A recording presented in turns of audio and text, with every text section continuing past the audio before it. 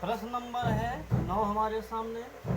दो संख्याओं का एचसीएफ 27 है, एलसीएम 162 है। यदि एक संख्या 54 है तो दूसरी संख्या ज्ञात कीजिए। तो हमने इस प्रकार के प्रश्न पिछली वीडियो में डाल रखे हैं, तो आप जाकर वहाँ देख सकते हैं। तो इस सवाल को हम हल करेंगे। तो इसका सूत्र होता है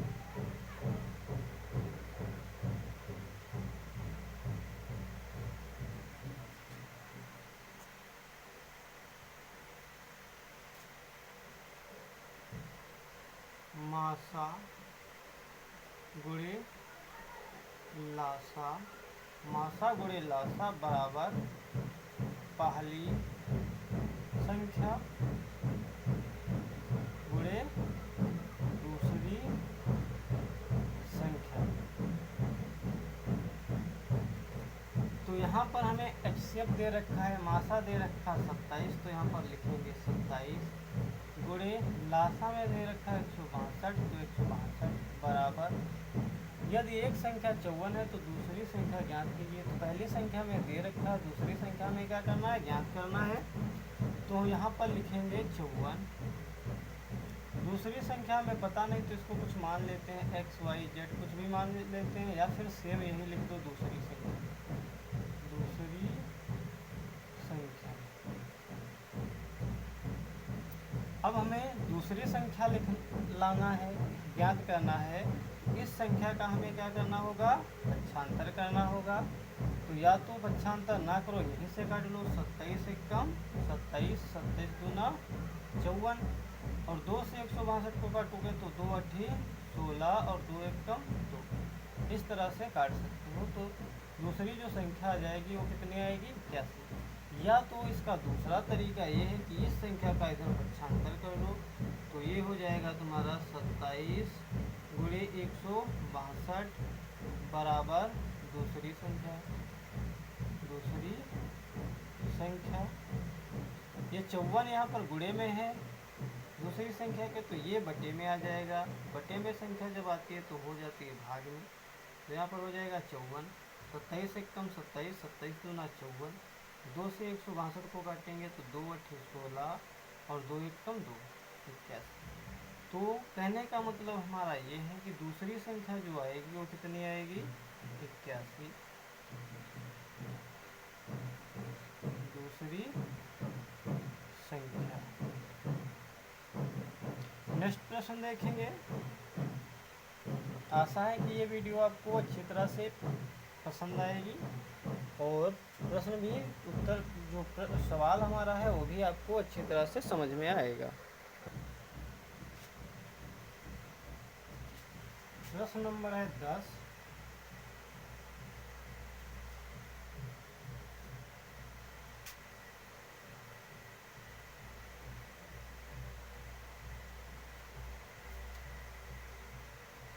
दो संख्याओं का एचसीएफ 23 तथा एलसीएम 1449 है। यदि एक संख्या 161 है तो दूसरी संख्या ज्ञात कीजिए। तो वही सूत्र लगेगा।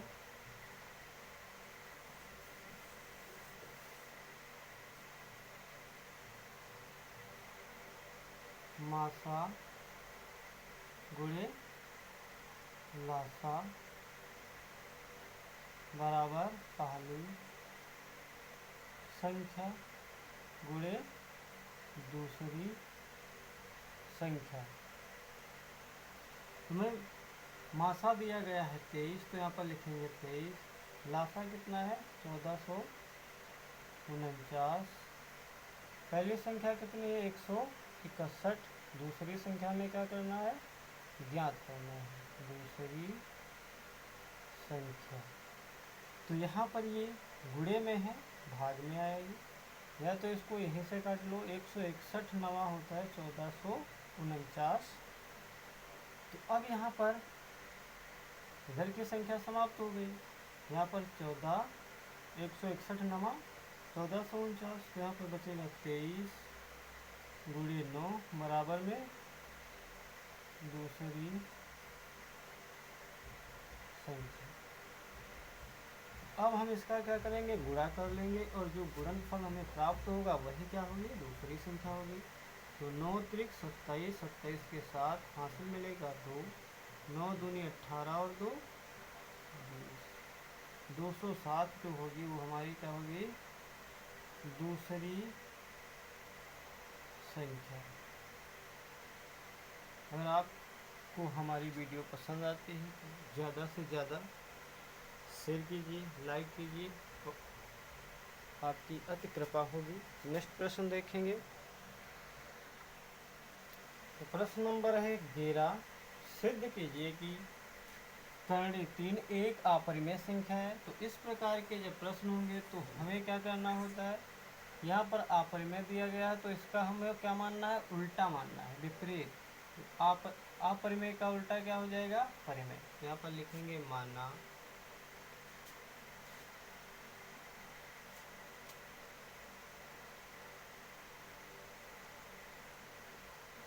हल हो जाएगा हमारा, क्या हो जाएगा, माना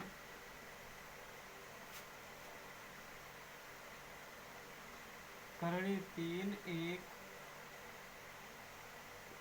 परिमेय संख्या है। क्या मान लिया, परिमेय संख्या। परिमेय संख्या क्या होती है, परिमेय संख्या वो होती है जिसको हम p बटा q के रूप में लिख सकें, लेकिन q बराबर नहीं होना चाहिए जीरो। जो q है वो जीरो नहीं होना चाहिए। अगर q के स्थान पर जीरो होगा तो वो परिमेय संख्या नहीं होगी। अब हमने यहाँ पर मान लिया है कि करणी 3 एक परिमेय संख्या है।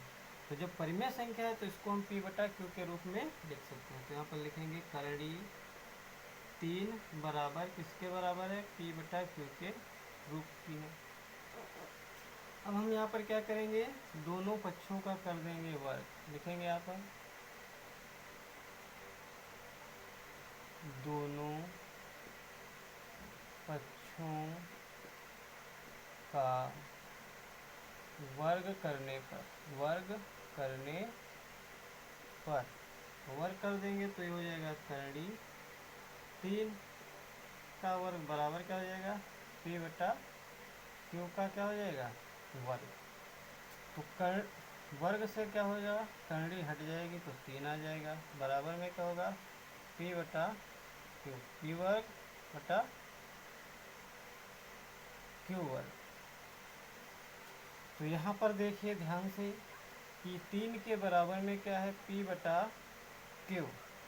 तो जब 3 ये बराबर है तो p बटा q से 3 भी कट जाएगा। तो जाहिर सी बात है जब p बटा q से 3 विभाजित हो जाएगा तो 3 से p बटा q भी विभाजित हो जाएगा। तो और हमें यह पता है, हमें पता है कि करणी 3 एक अपरिमेय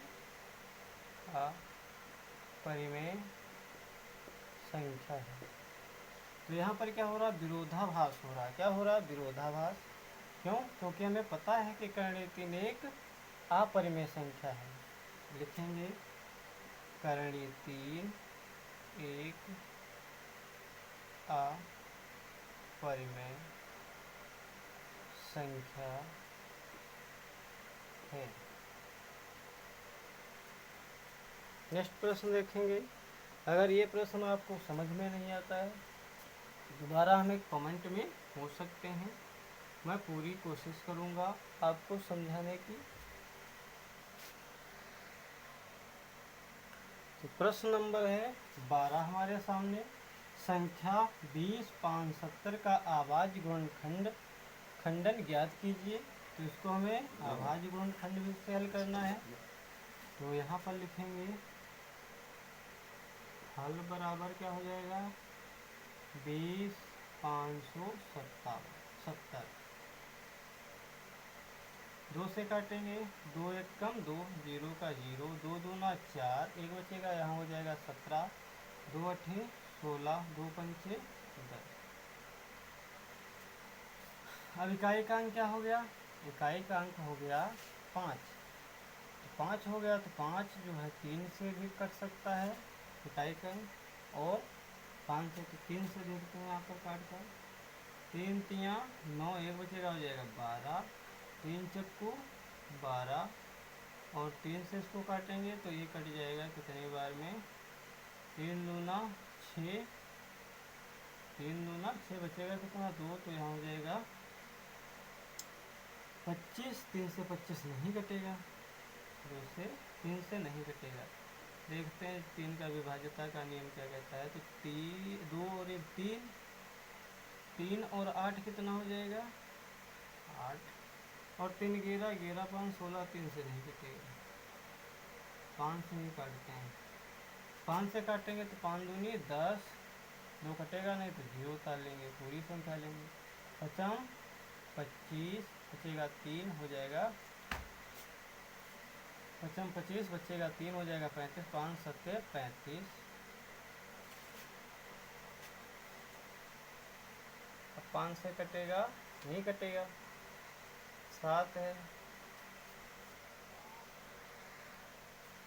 तो यहाँ पर ये 9 से नहीं कटेगा, 11 से कटेगा। तो 11 एक कम 11 बचेगा कितना, 20 में से 11 घटा देंगे 9 बचेगा, 9 यहाँ पर रखेंगे तो हो जाएगा 95। तो 11 8 88, 95 में से 88 को घटा देंगे तो बचेगा 15, 15 में से 8 जाएगा 7 और यहाँ 8 में से 8 जाएगा कुछ नहीं, तो यहाँ पर हो जाएगा 77।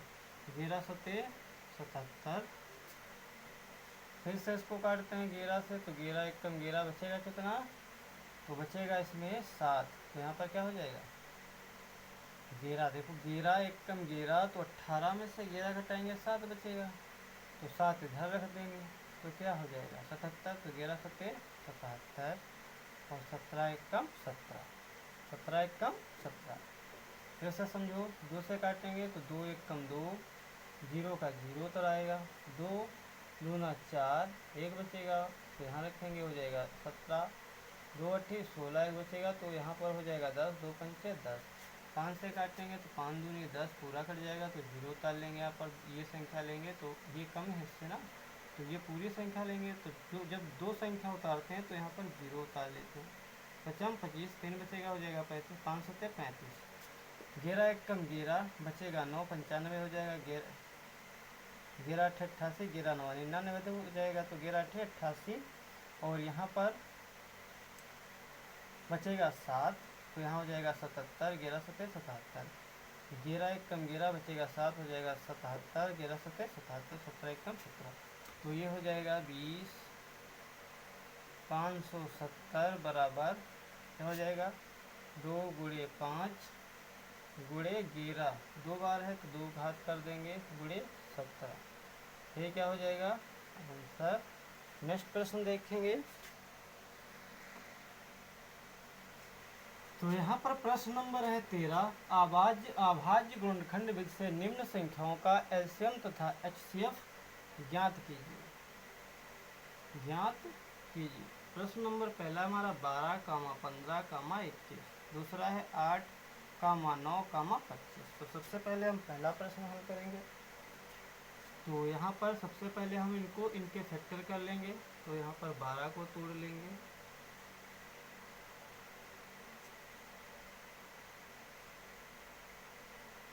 तो 12 को हम लिख सकते हैं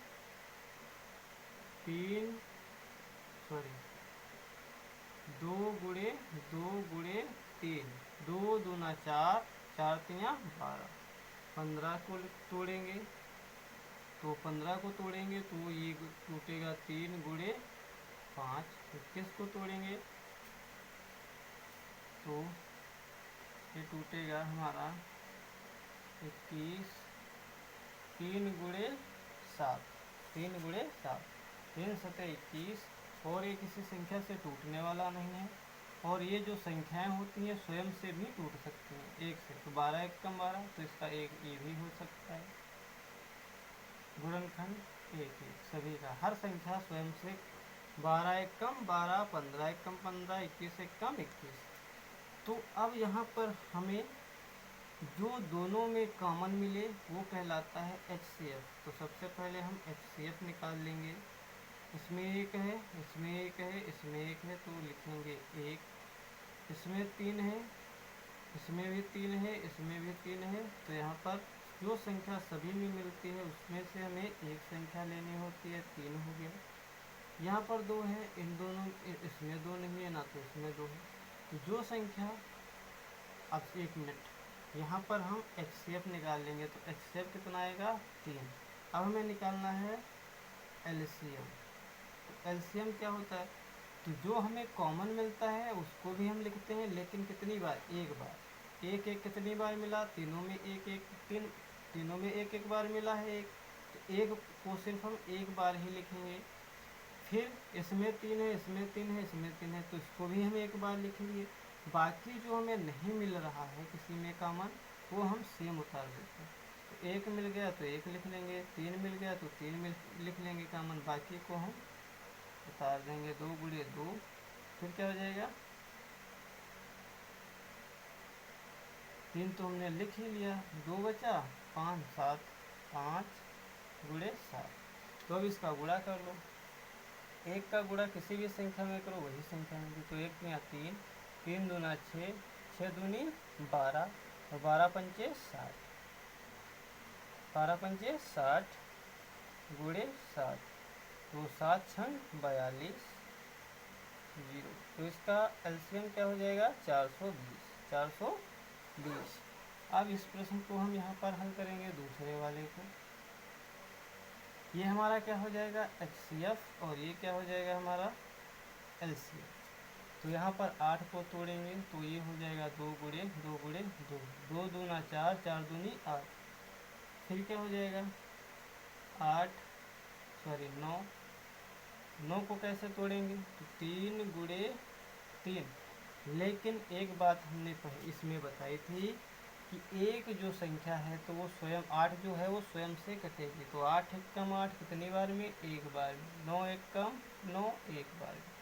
यहाँ पर 25 है तो 25 हो गया। 25 के कितने फैक्टर होंगे? 5 गुणे 5। 25 को 25 से काटेंगे तो क्या आएगा? 1।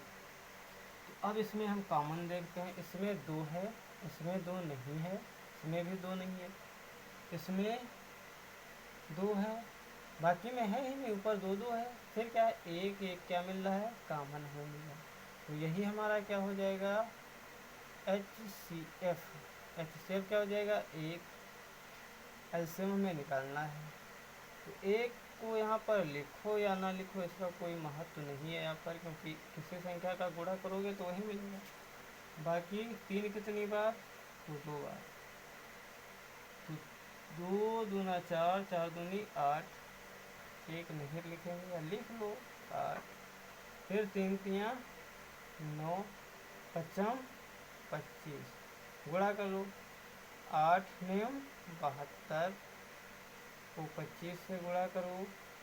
5 दूना 10, 1 5 सत्ते 35 और 1 36, 2 दूना 4, 2 सत्ते 14, 0 6 4 10 का 0 हासिल 1 8 1 4 3 7 1 हासिल मिला था 8 1800। तो LCM कितना हो जाएगा हमारा? 1800। यही क्या हो जाएगा? आंसर। HCF 1 और LCM 1800। अब प्रश्न देखते हैं 14।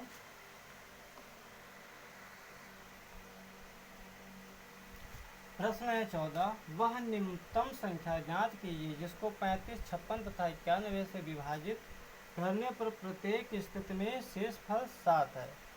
तो इसको हम पहले बहुत आसानी से समझ लेंगे, छोटी संख्या लेकर। मान लिया हमने यहाँ पर संख्या ले ली 2 और 3।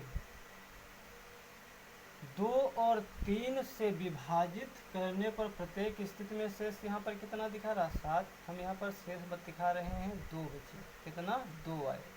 तो अब इन दोनों संख्याओं का अगर हम LCM ले तो कितना हो जाएगा? 6। LCM कितना होगा? 6। अब ये जो LCM है क्या है? ये जो आया है 2 से भी 6 कट जाएगा, 3 से भी 6 कट जाएगा। तो अब इन्हीं संख्याओं से कह रहा है कि इस संख्या को विभाजित करो। तो शेष में कितना आए?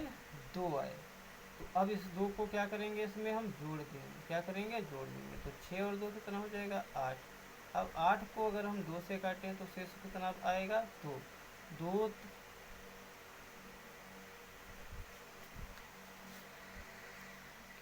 सॉरी, यहाँ पर सम संख्या तो सम यहाँ पर नहीं लेंगे, विषम लेंगे। यहाँ पर 3 लेंगे। तो अगर यहाँ पर हम 3 रखें तो 6 3 9 होगा, 2 से इसको काटेंगे तो शेष में हमें क्या मिलेगा? 1 मिलेगा। 2 चक्कू 8, 2 चक्कू 8, शेष में कितना मिलेगा? 1। सॉरी, यहाँ पर थोड़ा मिस्टेक हो गया है, इसको हम ऐसे नहीं, इसको हम ये जो संख्या ली गई है क्या की जाए? उसी में जोड़ दी जाए। जैसे यहाँ पर मान लेते हैं 4 और 3, 4 और 3, तो इसका एलसीएम लेंगे तो कितना होगा? 12। अब कह दें कि इन्हीं संख्याओं से अगर इनको विभाजित किया जाए तो शेष कितना है? 5 है। शेष कितना है? 5। तो अब हम अगर 12 में 5 जोड़ दें तो कितना होगा? 17। 4 से इसको काटो तो 4 चक्कू 16 और एक क्या हो जाएगा? शेष कितना आएगा? 1 आ रहा है।